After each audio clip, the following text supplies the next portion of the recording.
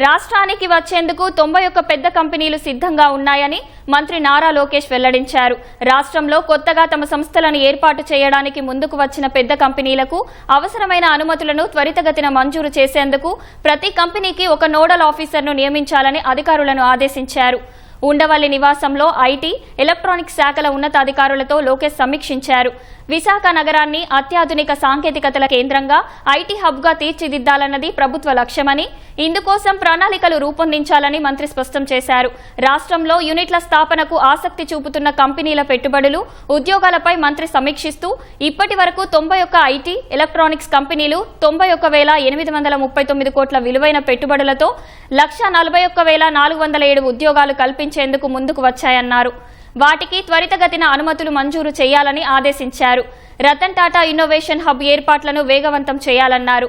ఈ నెలాఖరుకు 400 రకాల సేవలకు వాట్సాప్ సేవలు విస్తరించాలన్నారు. జూన్ 9-10 తేదీల్లో విశాఖపట్నంలో జరిగే ఈ గవర్నెన్స్ జాతీయ సదస్సుకు విస్తృత ఏర్పాట్లు చేయాలని లోకేష్ అధికారులను ఆదేశించారు.